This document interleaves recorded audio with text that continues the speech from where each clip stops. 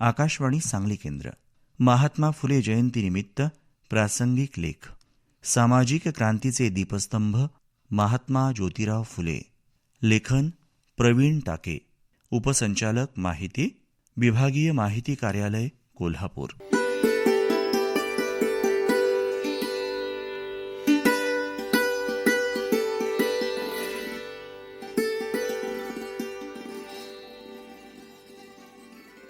भारताच्या सामाजिक इतिहासात 11 एप्रिल हा दिवस केवळ एका महापुरुषाच्या जन्माचा दिवस नाही, तर समता, शिक्षण आणि मानवतेच्या नव्या युगाची सुरुवात करणारा दिवस आहे.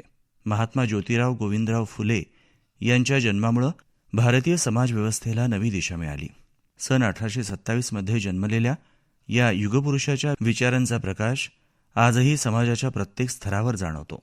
11 एप्रिलपासून महात्मा ज्योतिबा फुले द्विशताब्दी जयंती वर्ष साजरं केलं जाणार आहे.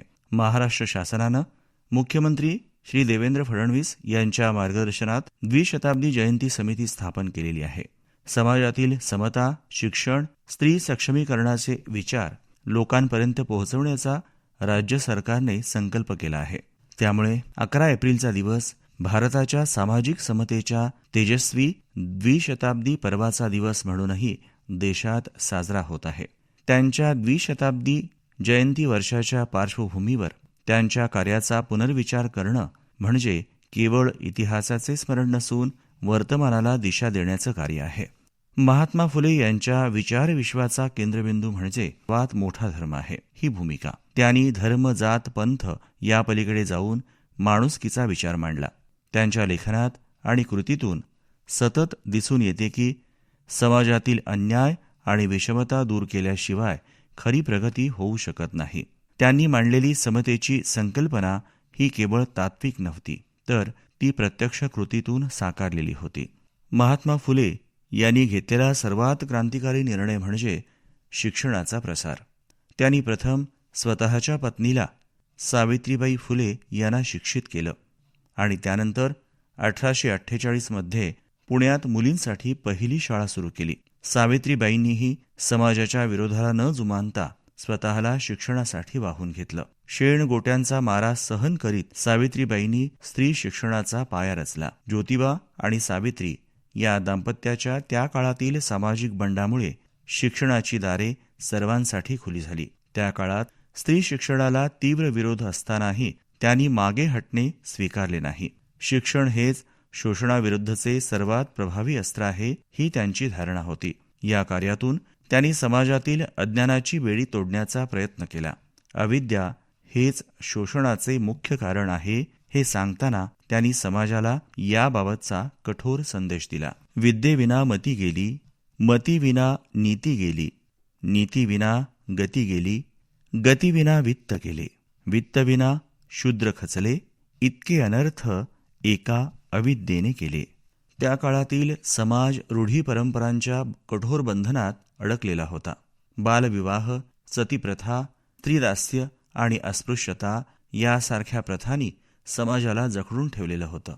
महात्मा फुले यांनी या सर्व प्रथांविरुद्ध उघडपणे आवाज उठवला. त्यांनी विधवांसाठी आश्रयस्थळे उभारली, विधवा पुनर्विवाहाला प्रोत्साहन दिलं आणि स्त्रियांना सन्मानाने जगण्याचा अधिकार मिळवून देण्यासाठी संघर्ष केला. त्यांच्या कृतीतून समाजातील महिलांना अन्यायाविरुद्ध उभं राहण्याची प्रेरणा मिळाली. सन 1873 मध्ये त्यांनी स्थापन केलेला सत्यशोधक समाज हा भारतीय सामाजिक इतिहासातील एक महत्त्वाचा टप्पा ठरला.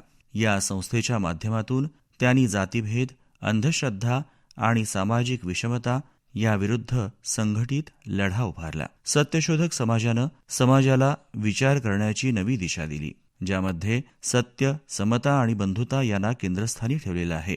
सत्यशोधक समाजाच्या मार्फत त्यांनी एक समांतर विज्ञानवादी भूमिका समाजापुढे मांडली. तत्कालीन ब्राह्मण्यवादाला झुगारून नव्या चालीरीती समाजाला दिल्या. महात्मा फुले यांनी केवळ सामाजिकच नव्हे तर आर्थिक विषमतेवरही भाष्य केलं. त्यांच्या शेतकऱ्यांचा आसूड या ग्रंथात त्यांनी शेतकऱ्यांच्या दुःखाचं अत्यंत वास्तव चित्रण केलं आहे. महसूल व्यवस्थेतील अन्याय, सावकारशाहीचे शोषण आणि प्रशासनातील दुर्लक्ष यावर त्यांनी कठोर टीका केली. शेतकरी हा समाजाचा कणा असूनही त्याचे जीवन दारिद्र्यात का अडकले आहे हा प्रश्न त्यांनी समाजासमोर उभा केला. महात्मा फुले हे केवळ कृतिशील समाज सुधारक नव्हते, तर प्रभावी लेखकही होते. गुलामगिरी या ग्रंथातून त्यांनी जाती व्यवस्थेवर प्रखर प्रहार केला, तर सार्वजनिक सत्यधर्ममधून मानवतावादी धर्माची संकल्पना त्यांनी मांडली. त्यांच्या लेखनातून समाजाच्या डोळ्यात अंजन घालण्याचं कार्य झालं. यातून त्यांच्या विचारांची व्यापकता स्पष्ट होते. याशिवाय त्यांनी गुलामगिरी, शेतकऱ्यांचा आसूड, तृतीय रत्न, सार्वजनिक सत्यधर्म, छत्रपती शिवाजी महाराज यांच्यावरील पोवाडा लिहून शिवरायांच्या कार्यकर्तृत्वाची ओळख करून दिली. रायगडावरील छत्रपती शिवरायांच्या समाधीची स्वच्छता केली. छत्रपती शिवाजी महाराजांच्या स्मृती पुनरुज्जीवनाच्या प्रारंभीच्या प्रयत्नांपैकी एक महत्वाचे व्यक्तिमत्व त्यांना मानलं जातं. महात्मा फुले यांनी सार्वजनिक जीवनातही सक्रिय सहभाग घेतला. पुणे महानगरपालिकेच्या कार्यातून त्यांनी नागरी प्रश्नांवर काम केलं. पाणी पुरवठा, स्वच्छता आणि नागरिकांच्या मूलभूत गरजांकडे त्यांनी लक्ष दिलं. त्यांनी ब्रिटिश प्रशासनाशी संवाद साधून सामाजिक प्रश्न मांडले आणि वंचित घटकांसाठी न्यायाची मागणी केली. शासन कोणतेही असो, ते न्याय्य आणि लोकहितकारी असले पाहिजे ही त्यांची भूमिका होती. हंटर शिक्षण आयोगाकडे त्यांनी निवेदन सादर केले. सार्वत्रिक शिक्षणाचा पुरस्कार केला. इंग्रजांच्या काही सामाजिक सुधारणांना स्वीकारताना त्यांनी इंग्रजांच्या अन्यायकारक नीतीवर सडकून टीका केली. एवढंच काय, तर इंग्रजांना समजेल अशा भाषेत त्यांनी त्याची उत्तरे दिली. कोणताही पहिला प्रयोग स्वतःच्या घरी, स्वतःच्या कुटुंबावर करून बोले तैसा चाले, त्याची वंदावी पाऊले असा आदर्श त्यांनी समाजामध्ये निर्माण केला आहे. स्वतःच्या पत्नीला शिकवलं. स्वतःची विहीर मागासवर्गीयांसाठी खुली केली. त्यांनी एका ब्राह्मण विधवेच्या मुलाला दत्तक घेऊन समाजापुढे आदर्श निर्माण केला. त्या मुलाचे आंतरजातीय लग्न लावून देण्याचा क्रांतिकारी निर्णय त्यांनी घेतला. महात्मा ज्योतिबा फुले यांनी घेतलेले निर्णय अशा प्रकारे कायम प्रेरणादायी आहेत. महात्मा ज्योतिबा फुले हे स्वतःच्या मुलाचा आंतरजातीय विवाह करणारे पहिले पालक ठरले आहेत. काळाची पावले ओळखून नवनव्या प्रयोगाद्वारे सामाजिक सुधारणा करण्यात भारतातल्या सर्व सामाजिक सुधारणा करणाऱ्या थोर पुरुषांमध्ये त्यामुळे महात्मा ज्योतिबा फुले हे वेगळे ठरले आहेत. सामाजिक कार्य, संघटना सुरू ठेवण्यासाठी आर्थिक स्रोत मजबूत असणं आवश्यक असतं. त्यासाठी अंगी व्यावसायिक कसब बाळगणं खूप गरजेचं असतं. संघटना, चळवळी, सुधारणांचा डोलारा चालवण्यासाठी पैशाची गरज असते. त्यासाठी आदर्श पद्धतीने व्यवसाय करून स्वयंपूर्ण होणं गरजेचं असल्याचं महात्मा फुले यांनी सुधारणासह मांडून ठेवलं आहे. त्यांनी कंत्राटदार म्हणून अतिशय उत्तमपणे काम केले. आजही त्यांच्या सहभागात तयार झालेल्या वास्तू प्रेरक आहेत. पूल, धरणे, कालवे या बांधकामात कंत्राटदार म्हणून त्यांनी काम केलेलं आहे. महात्मा फुले यांच्या कार्याला 150 वर्षाहून अधिक काळ लोटला असला तरी त्यांच्या विचारांची प्रासंगिकता आजही तितकीच आहे. शिक्षणातील विषमता, सामाजिक भेदभाव आणि स्त्री समानतेचे प्रश्न अद्यापही पूर्णतः संपलेले नाहीत. त्यामुळे त्यांच्या विचारांचा प्रसार आणि आचरण करणं ही काळाची गरज आहे.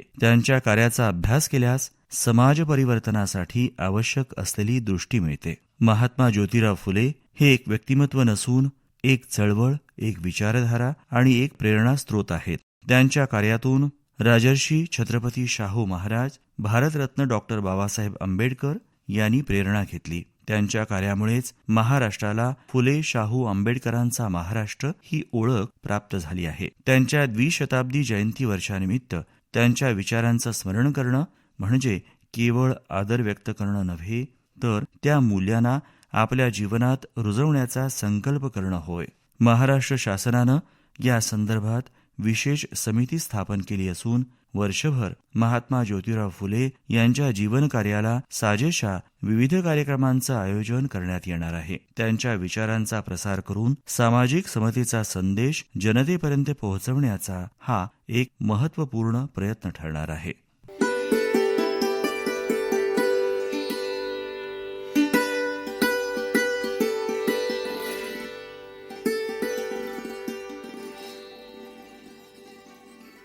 महात्मा फुले जयंतीनिमित्त प्रासंगिक लेख. सामाजिक क्रांतीचे दीपस्तंभ महात्मा ज्योतिराव फुले. लेखन प्रवीण टाके. उपसंचालक माहिती, विभागीय माहिती कार्यालय, कोल्हापूर.